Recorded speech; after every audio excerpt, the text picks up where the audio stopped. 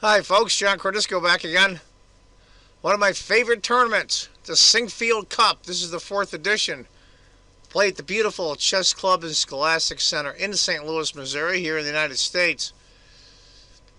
Maybe someday I'll get to go to see this tournament, or maybe the U.S. Championship. That'd be awesome. This is from round 1, an American matchup. There's 3 Americans playing. 2 of them are playing this game as white. Wesley So, originally from the Philippines, now playing for and living in the U.S. And my buddy, Carl Nakamura. I believe he's 6th in the world now, 5th in the world now. Wesley So is in the top 10 as well. And of course, Fabiano Caruana. So 3 out of the top 10 are Americans. I'm pretty proud of that. Let's get to it. It's going to be an open Catalan. So is white. Nakamura is black. We'll just go through the opening a little bit here. Pretty much typical stuff.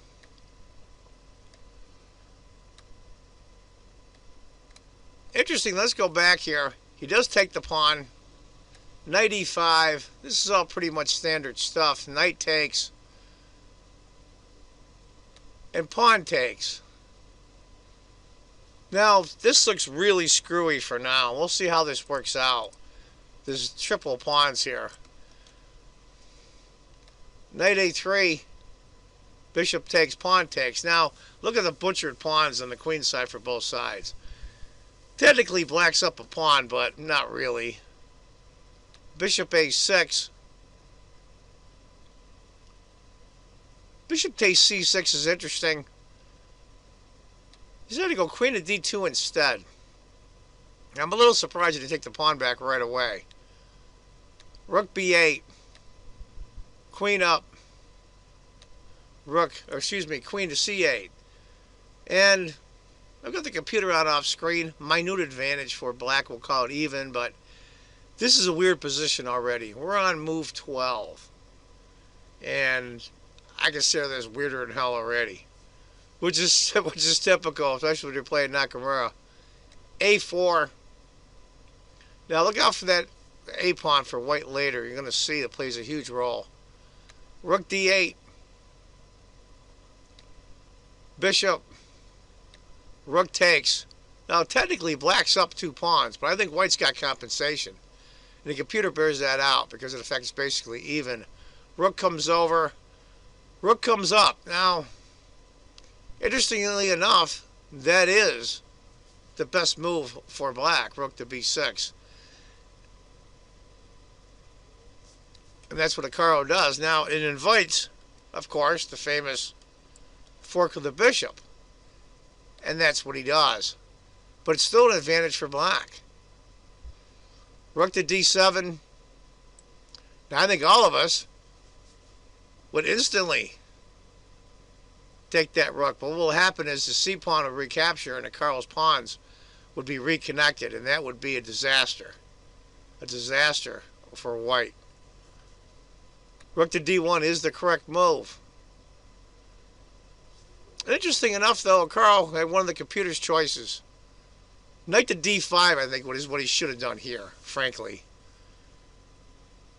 I like that move a lot.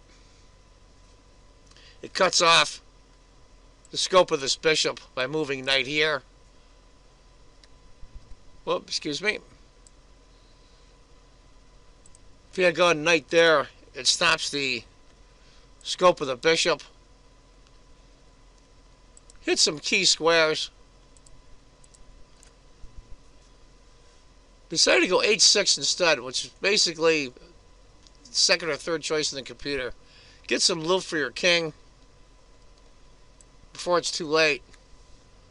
Rook takes, knight takes, bishop takes, pawn takes. Now, computer shows this is pretty close to even, but I'll tell you the truth, I like black. I like black a lot. But Carl's going to have to do some serious maneuvering here. If he's going to get this bishop out of the way and get these pawns rolling, he better get going. Queen to d2. c5. Now, I think a lot of us would have went b5 instead. It's not on the choice of the computer. That's why I'm an amateur, and they're playing here and I'm not. C5, rook to D1, knight to F6. Now this is starting to get a little bit unpleasant for Carl. I also wanted to mention there's going to be a very short interview with both players at the end. Knight to F8 was interesting. Then after A5, bishop, pawn takes, queen C2. I think it might be a little bit better for black, being those pawns are kind of connected in a way. But Carl decided to go knight to F6. King to F1. He just decides to bring the king up. Queen to C2. If you saw there, basically force him to trade. The queens would check here, and that's what he didn't want. So after queen to C2 check, king goes back. Queen to D2. Now you're thinking, uh-oh, twofold repetition. Is this going to be a draw? Carl comes up. No, he decides to do that anyway. And this is where I think Carl's going to do some soul searching here. Do you get rid of the queens? You almost have to. Actually, it's interesting. King to G6 is an interesting choice in the computer. But Carl, of course, trades. And then C3. Now, this is going to be really, really hard to hold for black. That rook is going to get behind those queenside pawns for black. It's going to really raise hell here. Let's see how Carl handles it. King to E1. Got to bring the king over. Bishop C4.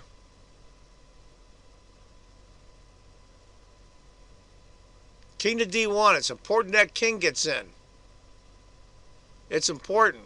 Now, this is the phase of the game that there's a lot of choices here. Bishop takes A2, King G6, G5. I mean, the list is endless. Carl just took the pawn. King C2. Now the king's up in play. Bishop C4.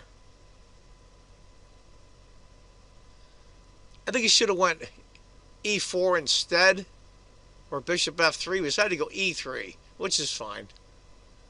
B5. Carl's just trying to hang on here. King takes. What to do? What to do? Imagine trying to figure out this nightmare. A6. And the noose is tightening on a Carl.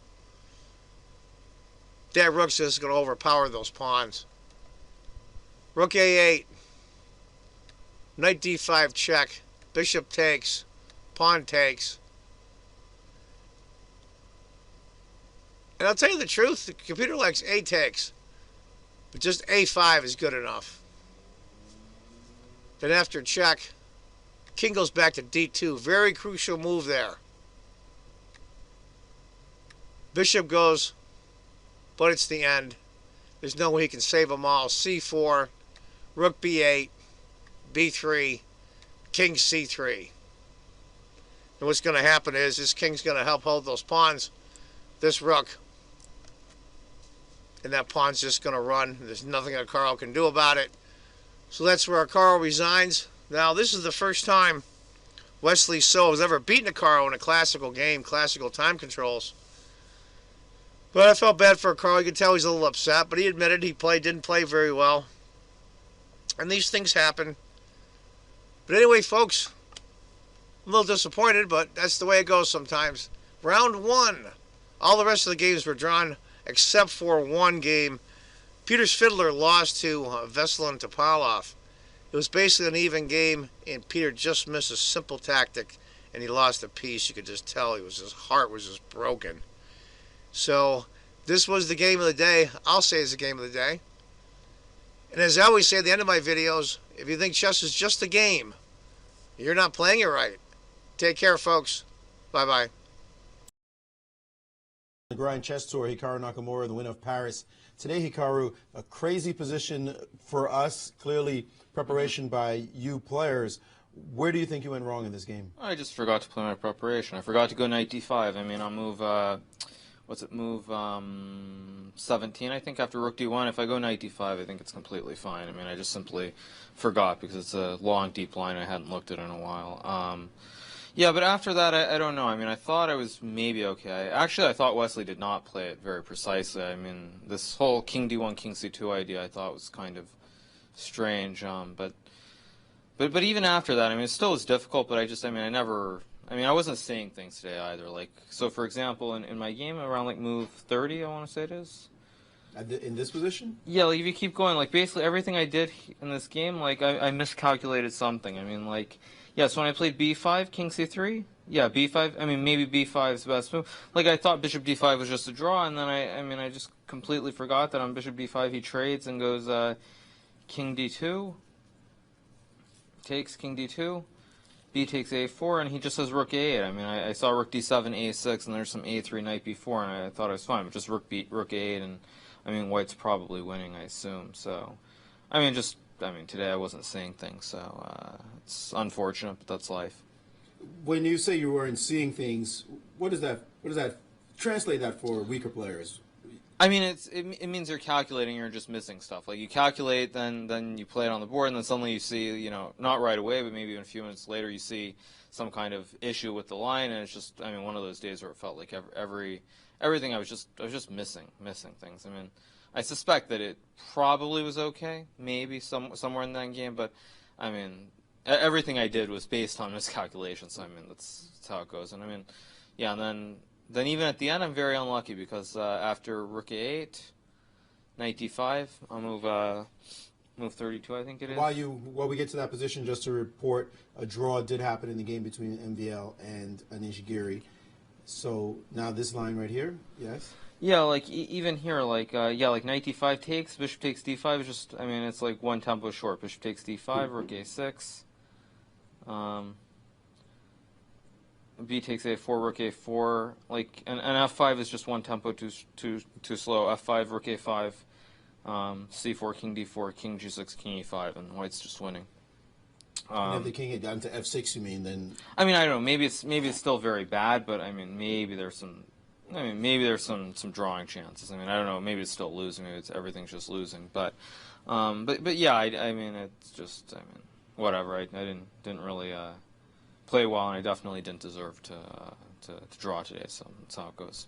Oh, tough day at the office. We hope you can clear your head and start seeing things starting tomorrow. Well, I mean, you know, it's like you just look at Magnus and Bilbao. I mean, the first round against me, he missed pretty much, well, not everything, but he just missed some very basic tactics and lost, and then put it together and won the tournament. So, I mean, it's very early. There are many more rounds to go. Definitely early in the tournament. Thanks so much for your candid remarks, and best of luck in the rest of the games. Thanks. Grandmaster Hikaru Nakamura, after a tough loss, but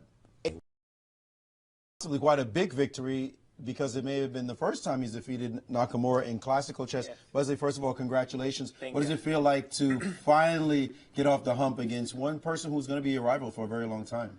Yeah, well, yeah, rival. I'm very happy. I'm very glad. This is obviously a great victory for me. It's my first ever win against him in a classical time control, which is a big achievement. And we're going to be teammates, you know, next month in the Olympiad. But of course, we're rivals now. In this very prestigious tournament. So it's great, you know, it's a great start. I'd like to thank the Lord and my seconds for helping me achieve this victory and also preparing this line. So very good. It's a good start for the event. I'm happy. As far as the line is concerned, did you suspect that you were winning better, much better? When were the key transitions in this game? Well, it's been very complicated all the way from the beginning. I mean, I sacrificed 2 pawns, but I have sufficient compensation for it, and then later he gave back an exchange to connect up his c-pawns. I think eventually when I decided to trade queens on move 25, and I think it's good because otherwise it would have been very complicated. Then I got my king closer, and you know, I wasn't sure about the evaluation during the entire game, but in the end, he underestimated my a-pawn, and then suddenly I'm just winning. That was definitely a big move to be able to play a5 in that position. We're saying that you're the leader in the Grand Chess Tour. That must be a funny sounding phrase right now, given that you're tied, of course, in points, but you're now defeated your main rival. How do you estimate the start to the tournament? Well, as I said, this is a great start. 8 more games to go, and I'll just take it one game at a time, and forget about today and move on to the next game. Eventually, concerning the standings of the Grand Chess Tour, there's still a lot of fight ahead. Concerning that, they only count 3 of the 4 tournaments that you play in. So I suppose that one of the players who did badly in Paris can eventually come back. So concerning the overall standings for the Grand Chess Tour, the winner of the Sinquefield Cup would clearly make such a strong impact. And it's hard to see who will win this tournament right now. Certainly a lot of rounds to go, and I know if I ask you what are your chances of winning, you'll still say one game at a time, so I'm not going to bother asking that question. Yeah, it's very hard to predict, but this is obviously a good game. Well, congratulations on your victory and continued luck in the way you're playing. Thank you. Wesley So, winning the game against one of his definite key rivals, Hikaru Nakamura. A great way to start.